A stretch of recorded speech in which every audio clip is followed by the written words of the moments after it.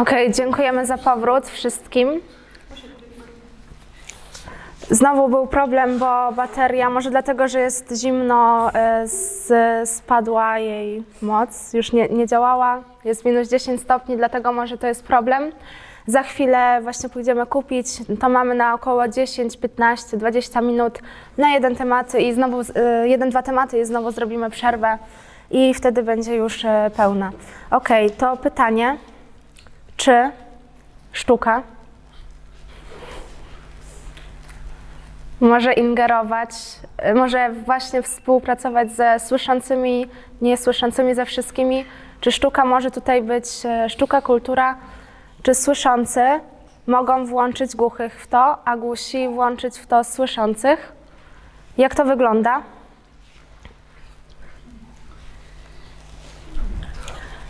Każdy na pewno spotkał się, słyszący, głusi, każdy wie o co, każdy ma jakieś doświadczenie w tym temacie. To jest bardzo ciekawe pytanie, czy możemy tutaj to zintegrować. Na przykład głusi robią wystawienie artystyczne. Robią plakat, że tutaj będzie występ głusi aktorzy i serdecznie zapraszamy. Dlaczego nikt nie przychodzi? Bo widzimy, że to są głusi i myślą, że to nie jest dla nas. Ludzie nie mają świadomości, co mogą zrobić głusi, że głusi to nie jest wspólne z chorobą. Ludzie nie mają świadomości.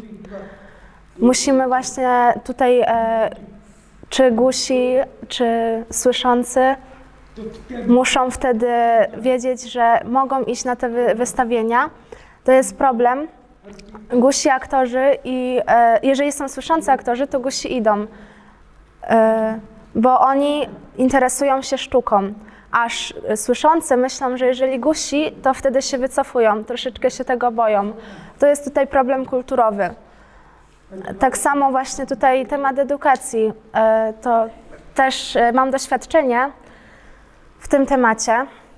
Tutaj mamy integracja słyszący-głusi i w tym jest tłumacz foniczny słyszący. Głusi przychodzą.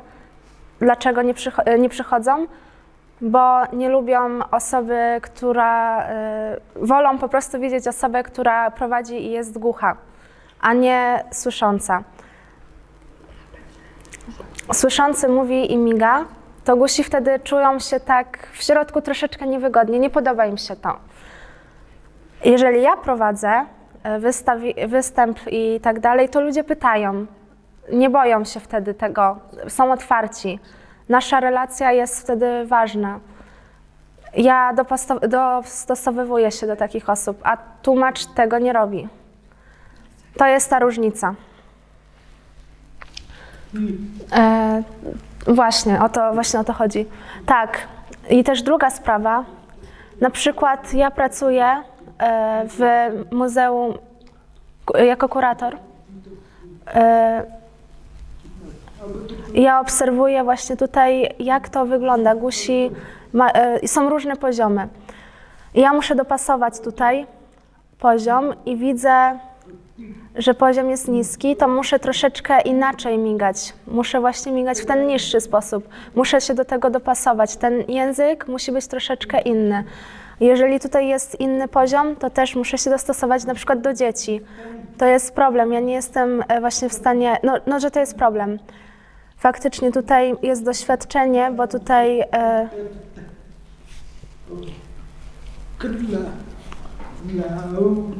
Klaudia Wystawicka, ona jest studentką w Katowicach i współpracuje właśnie razem z...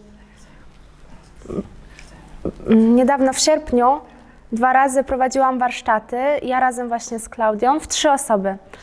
I dzieci głuche, słyszące, było około 15 osób. I tutaj była troszeczkę inny odbiór. Na przykład jeżeli ja migałam, to dzieci patrzyły i troszeczkę były takie zdenerwowane. Jeżeli właśnie ja byłam taka uśmiechnięta, one wtedy troszeczkę się uspokajały. Właśnie tutaj jest ważny ten kontakt z dzieckiem. Słyszący, ten migowy, to jest troszeczkę inne czasy. Teraz no, nie ma wszystkich głuchych. Tutaj musimy, no teraz są inne czasy, musimy to zintegrować. Ja myślę, że to jest problem języka, bo słyszący sobie czasem nie zdają sprawy z tego, jak wygląda język migowy i co można zrobić w języku migowym. A właściwie w każdym języku jest tak, że kiedy mówimy do kogoś, to musimy ten język dopasować do jego poziomu odbioru, bo inaczej będziemy mówić na uniwersytecie, a inaczej do dzieci w wieku 5 lat. I dlatego nawet jeżeli instytucje zatrudniają tłumaczy i myślą, że to wystarczy, bo nie zdają sobie, nie zastanawiają się nad tym, że ten przekaz nie będzie czasem dopasowany do odbiorcy, ponieważ potrzebują kogoś, kto będzie w naturalnym języku potrafił dotrzeć też do tych grup. I myślę, że to jest taki kolejny krok, który powinien być zrobiony, żeby też osoby głuche szkolić do takich działań właśnie w instytucjach, żeby mogli być edukatorami, żeby mogli być przewodnikami, żeby mogli wejść w takie działania. I taki drugi obszar, który też mi się wydaje bardzo ciekawy, to jest obszar sztuki głuchych, o której też często słyszący mało wiedzą, ponieważ jest to temat dopiero jakby na nowo odkrywany w Polsce. Więc to jest też taki obszar, który na pewno jest dla tego świata słyszących, dla historyków sztuki, dla kulturoznawców czymś nowym i czymś bardzo ciekawym. Teraz mi się przypomniało, że obiecałem po przerwie siebie i ciebie, a to ominęliśmy. Przepraszam. Ja chciałam powiedzieć. Właśnie, temat się zmienił, ale... Wydaje mi się, że w tamtym kontekście chciałam powiedzieć, że bardzo istotna jest tutaj jakaś taka przynależność, w tym sensie, że dostęp do kultury też jest poniekąd przekazywany pocztą pantoflową. Jeżeli ja szturchnę tutaj przyjaciółkę, hej, słuchaj, bo jest takie wydarzenie, chodźmy tam razem, to wtedy jest znacznie łatwiej ubierać po prostu grupę osób, które faktycznie przyjdą na jakieś wydarzenie, które faktycznie coś zrobią razem. Tutaj Weronika przyjechała, powiedziałam tutaj na jakieś, hej, bo jest tutaj takie wydarzenie, chodź, nie? I dlatego mówię o tej przynależności, bo im silniejsze będą mieli więzi między nami, tym łatwiej będzie nam razem coś zrobić, albo wymyśleć jakiś projekt, albo wymyśleć jakiś sposób na zintegrowanie się nawzajem. I to było w kontekście do tamtego tematu. A w kontekście do tego chyba jeszcze na razie. W kontekście do tego tematu chciałam jeszcze w sumie poruszyć kwestię tego, że jeszcze interesującym takim przypadkiem dla mnie tutaj są słabo słyszące osoby, które się wychowały w rodzinach głuchych, które nie znają języka migowego i które są trochę w tej kulturze tak bardzo pomiędzy, że ani do końca nie przynależą właśnie do kultury głuchych, ani nie przynależą do kultury słyszących. A one też, ta grupa osób też potrzebuje jakiejś integracji, jakiegoś wejścia w tę kulturę ogólną. I zastanawiam się, czy tu jest jakiś taki środek, coś pośrodku, żeby się mogły spotkać osoby ze środowiska głuchych, osoby ze środowiska słabosłyszących i osoby ze środowiska słyszących.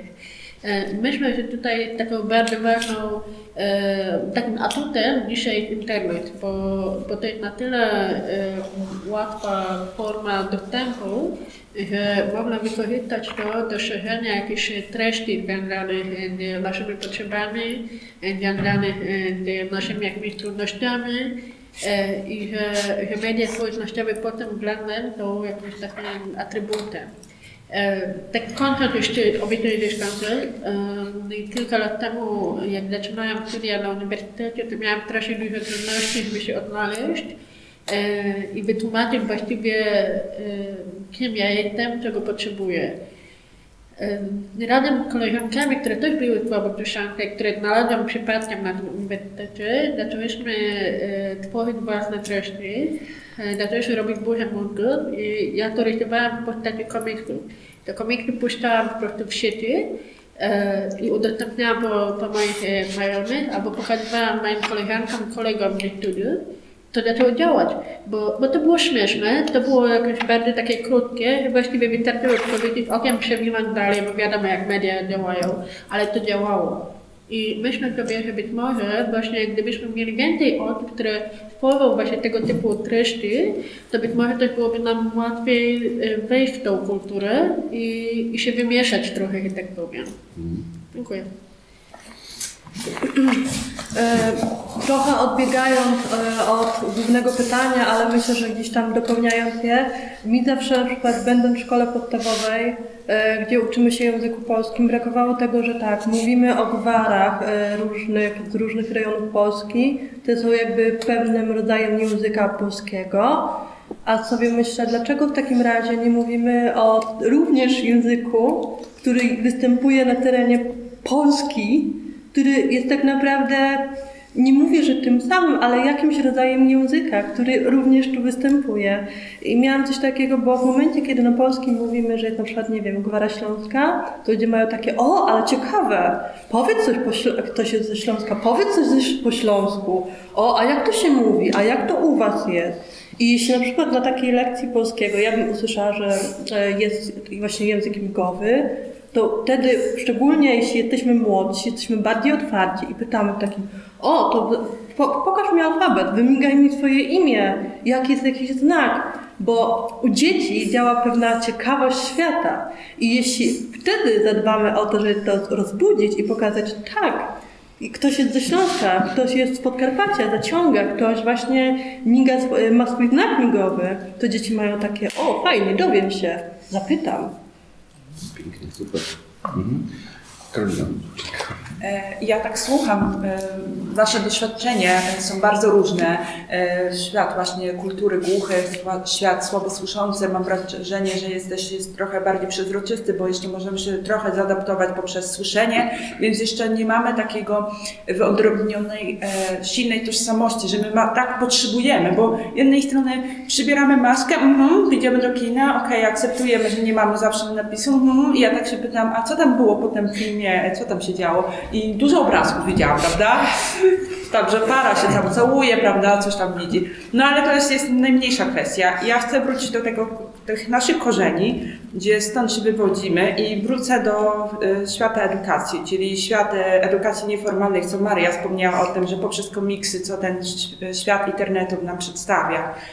Dlaczego ja teraz wracam do tych korzeni? Żeby ta kultura była, czyli jesteśmy w takim okręgu, natomiast świat edukacji nieformalnej, o którym internet, mass media i to wszystko, ale świat formalny edukacji, co właśnie wspomniała koleżanka, czyli musimy powiedzieć o języku migowym, tak jak rozmawiamy w języku polskim o wierszach, o poetach i tak dalej, to dlaczego nie uwzględniamy, że tak jakby świat języka migowego nie istniał totalnie i ludzie po prostu nie wiedzą, jak się zachowywać społecznie, bo oni nie nauczyli się ze szkoły. Ja sama nie wiedziałam, jak się zachowywać. Dopiero właśnie, kiedy zaczęłam spotykać osób głuchych, dopiero zaczęłam wdrażać.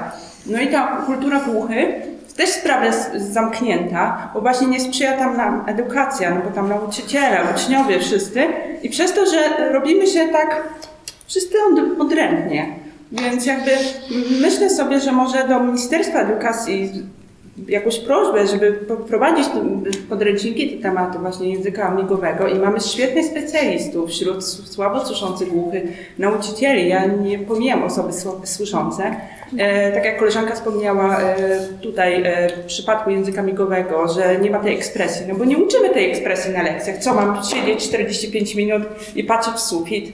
Gdzie jeszcze na przykład czasami nie rozumiem nauczyciela, no nie ma tej ekspresji, prawda? Tak jak o tych kompetencjach miękkich, więc jakby musi być jeszcze otwarcie, tu elementy i tak dużo narzekamy, dużo dyskutujemy, ale jakby wprowadzimy od tych korzeni, zaczniemy w tej edukacji nieformalnej, formalnej, to mi się wydaje, że może coś się dziać.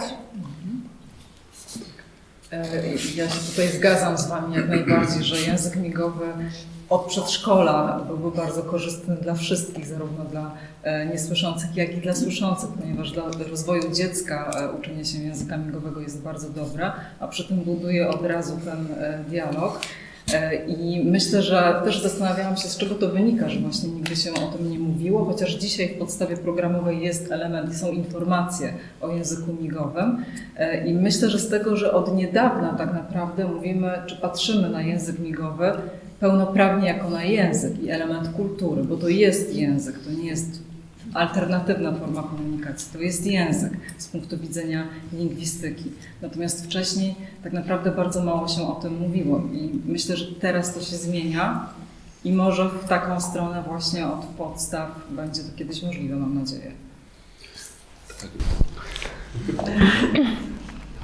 Ja też mogę powiedzieć, że tutaj właśnie co zaproponowaliście, to prawda, to jest prawda. Moje córki w przedszkolu, no wiedzą ludzie, że się zajmuję językiem migowym, głuchym i dałem plakat z alfabetem, po prostu 10 sztuk dla przedszkola. No żeby, jeżeli będzie taka potrzeba, to będzie można go wykorzystać. Na drzwiach ten plakat został powieszony. Po miesiącu córka powiedziała, że wszyscy w tej grupie swoje imię wiedzieli, jak przeliterować. Nawet powiedzieli, że nauczyciele, kiedy nie patrzą, to sobie literują. Po miesiącu patrzyły i brali z tego wzór. Nie było tego właśnie nauki, tylko sami sobie tak patrzyli. Chciałam tylko powiedzieć, że myślę, że dobrze byłoby w szkołach, już nawet na wczesnych, na podstawówce czy nawet na studiach, było takie nauczanie języka migowego. Nie musi być co tydzień, ale przynajmniej 2 razy w roku szkolnym, żeby przynajmniej się zaznajomić, bo nawet jak tam kiedyś mówiłam komuś na uniwersytecie o języku migowym, ktoś mówił, o chętnie bym się nauczył, a pokaż mi jakiś znak w języku migowym, tak z ciekawości, nie? Myślę, że jest takie zainteresowanie osób innych słyszących, tylko że po prostu nie mają skąd po prostu czerpać tego, skąd się dowiedzieć. Ogólnie jestem lektorką języka migowego PJM. Od razu ten temat...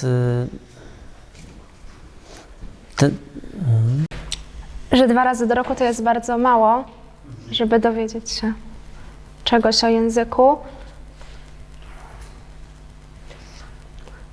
Czasami jest kilka pytań właśnie i oni mogą powiedzieć na 2-3 lekcje naprzód.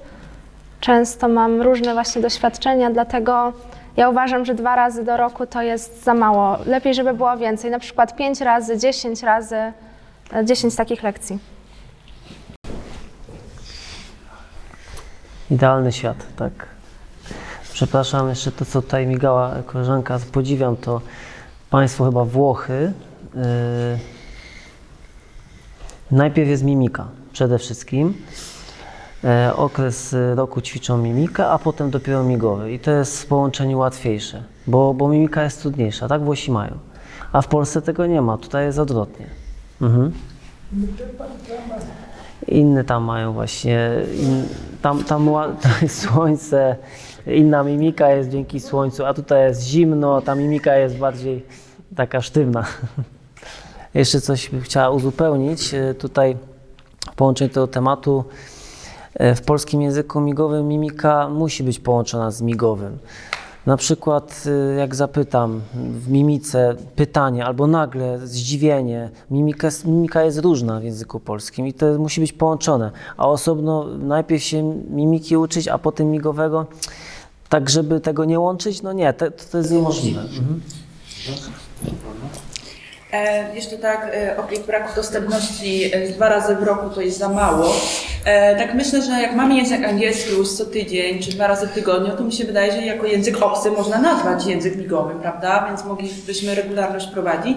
Ale jeszcze nawiążę do pracy, bo gdzieś tam były jakieś braki, to pomyślałam, że dlaczego są tworzone kierunki na studiach, jakieś nowe kierunki, jakieś nowoczesne, nowatorskie, a nie sięgamy tego, co już jest problemem społecznym, czyli jakiś stworzyć kierunek typowo fach zawodowy, czyli tak jak koleżanka wspomniała o tej dostępności, żebyśmy mówili, to może byśmy stworzyli jakiś kierunek, którym byśmy byli w tym ekspertami i dzięki temu jako zawód już osoby słabo słyszące, głuche będą mogły się tam wdrożyć, czyli może trzeba stworzyć zawód w przyszłości, jeśli mamy branżę IT, tak, jakieś nowe zawody, to dlaczego byśmy nie mogli stworzyć jakiegoś zawodu plus edukacja, która jest ważna właśnie przy podstawówce, studiach i tak dalej, to w wszystkich aspektach, więc może w tym kierunku i dzięki temu będzie ta kultura bardziej taka dostępna, bo dzięki temu będziemy mieli ekspertów, ludzi wyszkolonych, bardziej taką już będzie tworzyć się jako kultura powszechna.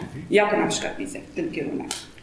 Może jakaś podpowiedź w tym, także będziemy rozmawiać, dyskutować, ale jeśli za tym będą jakieś działania, faktycznie czyny, to już lawina pójdzie. Tylko trzeba mądrze podejść, prawda? Czyli jakąś strategię obrać w tym kierunku. Ja myślę, że to nie będzie ostatnie spotkanie. Potem będzie następne spotkanie i będziemy myśleć nad planem. Myślę, że się zgłasza.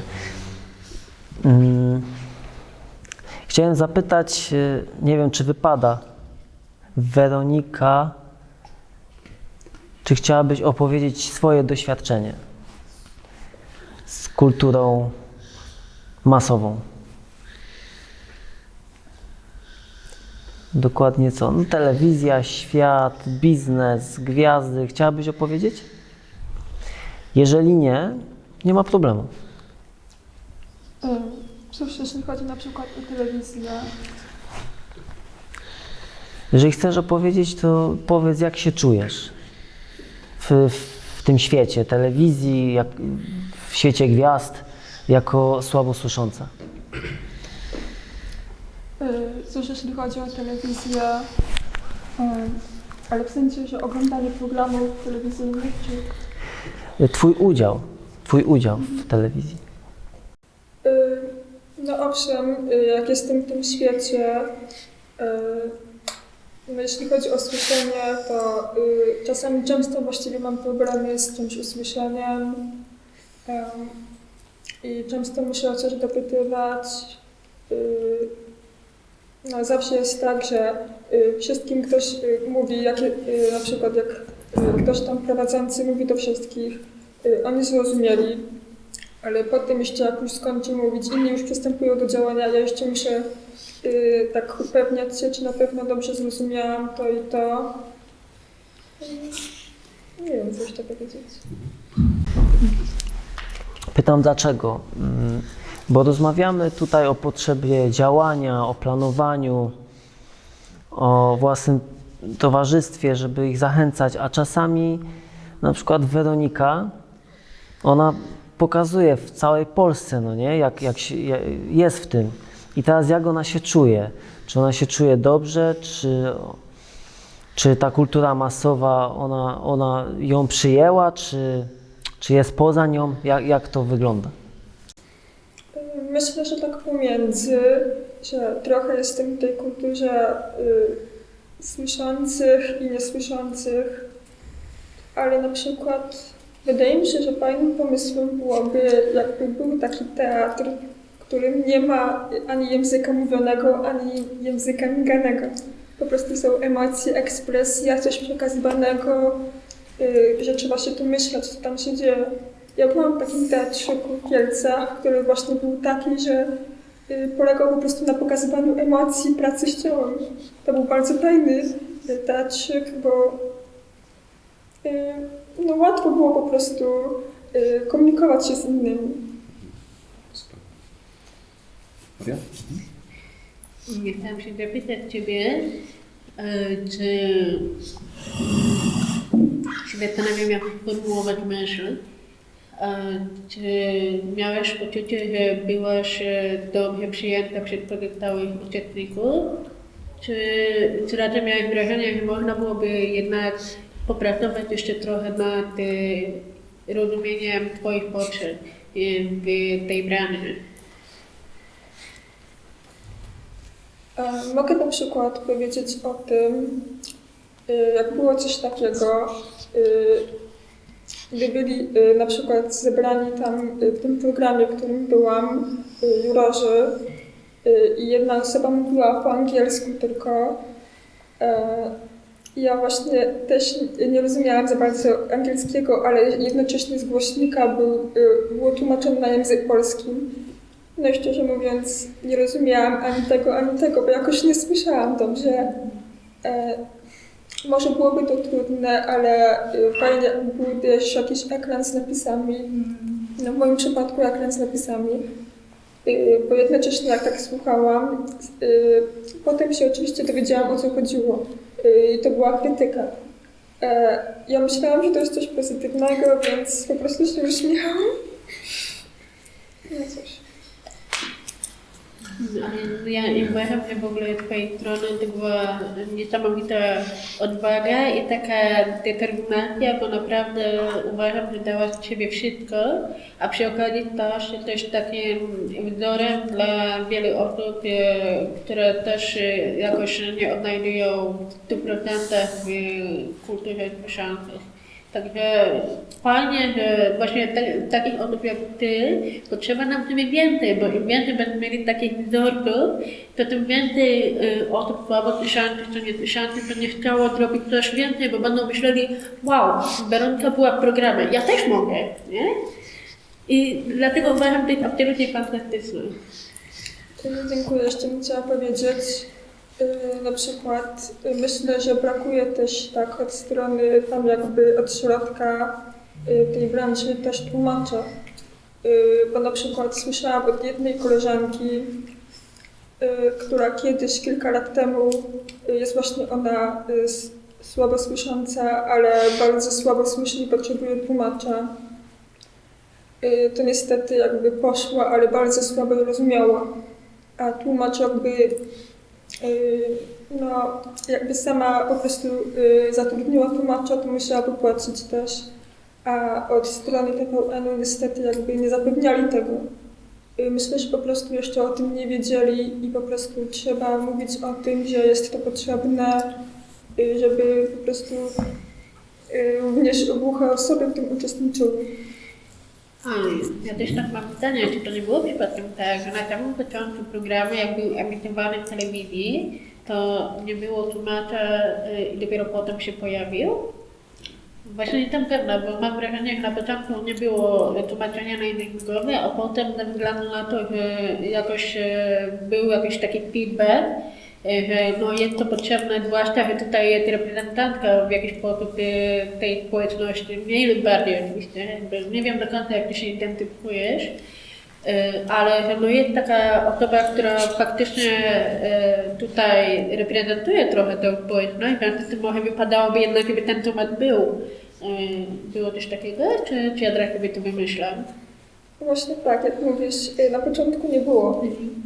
Dopiero potem. Ja właśnie od samego początku myślałam, że jak będę, to w jakiś sposób będzie zapewnione to tłumaczenie. Jako dlatego, że ja już tam jestem, to będzie oczywiste po prostu. Ale jednak okazało się, że nie, więc po prostu dzięki pomocy też kilku osób jakby ja zaczęłam o tym mówić i inni też aktywiści, żeby zaczęliśmy się tego domagać i po prostu to zostało jakby przyjęte. A ty tobie jakoś tak, było tobie łatwo mówić o swoich potrzebach? Czy było tobie łatwo mówić o swoich potrzebach? Czy było to jakimś takim wyzwaniem, żeby pójść właśnie do programu i powiedzieć, że no hej, że ja tutaj mam jednak trochę inne potrzeby? Czy było to dla ciebie jakimś takim wyzwaniem, czy to było raczej takie naturalne?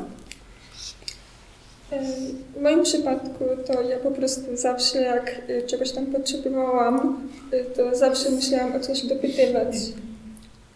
Nie zawsze z tym nadużałam, ale po prostu głównie w tym kierunku szłam. W inny sposób nie myślałam.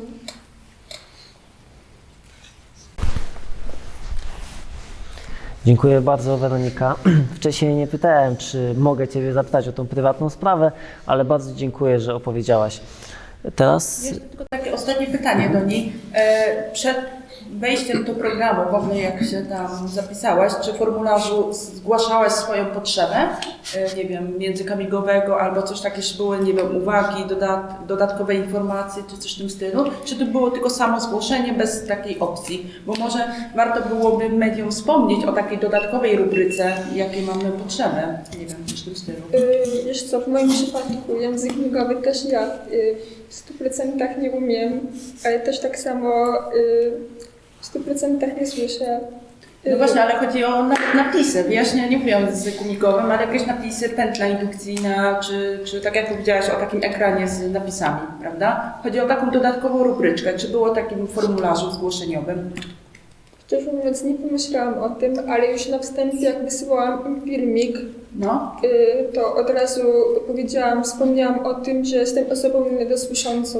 Aha, czyli dla Ciebie to było takie oczywiste, tylko nie myślałam w kontekście, że dla nich nie będzie to oczywiste. Aha, w ten sposób, bo to filmik był, tak? Okej, rozumiem. Ale na początku im powiedziałam już od razu. Okej, rozumiem. Jeszcze jedno. Myślę, że to jest też bardzo ważne, że jak ktoś się spotyka z osobami słyszącymi na wstępie, czy nawet po prostu do kogoś wysyła coś, to ważne, żeby mówić o tym, że jest się niedosłyszącym, niesłyszącym. Wtedy po prostu ta osoba wie, że w jakiś sposób musi inaczej wtedy do tej osoby mówić. W przypadku osoby niesłyszącej na pewno musiałaby podjąć wtedy tłumaczenie, ale z tym na pewno byłoby trudniej. Właściwie to nie wiem. Czyli widzę, że nie ze strony uczestnika, tylko ze strony technicznej brakuje wiedzy. Czyli wracamy do punktu A, edukacja. Dobra, jeszcze mam coś dodać. No, my może w trochę innym środowisku funkcjonujemy, bardziej w instytucjach kultury czy w różnych działaniach naukowych, ale też od dłuższego czasu staramy się pokazywać, że ta dostępność, czyli tłumacz języka migowego powinien być zawsze, nawet jeżeli nie ma osób głuchych. I też zdarzało mi się być w wielu miejscach czy na wielu konferencjach, gdzie nie było ani jednej osoby głuchej, ale tłumacze byli. I wydaje mi się, że to jest też taki kierunek, że to powinna być norma, że to jakby trzeba zaznaczać, że ten tłumacz musi być, ponieważ być może ta osoba korzystająca z jego usług przyjdzie, tego nie wiemy, prawda? Ale rzeczywiście organizatorzy dopiero się tego uczą, więc wydaje mi się, że to podobnie w tej branży też może wyglądać. Tak, to jest dobry przykład właśnie. W Muzeum Śląskim, tam gdzie pracuję, sami słyszący, nie ma komunikacji żadnej i troszeczkę się stresuję, boję się, jaki będzie kontakt z nimi. Dział kierowniczy, minęło 5 lat, tu pani właśnie już miga, tutaj niektórzy inni już też migają, też już migają, no cud. Wszyscy migają, dopasowali się, bo jest problem między cały czas, jeżeli ktoś mówi, ja powinienem migać, a jest odwrotność, że ja czasami mówię, a tutaj koleżanka miga. To jest bardzo ciekawe. Bardzo dziękuję. Teraz zrobimy przerwę. 10, 15, 20 minut zobaczymy, bateria włożymy i druga część zrobimy o dalszej części o kulturze głuchych. Będziemy rozmawiać. Zapraszam, kawę, herbatę, pogadać.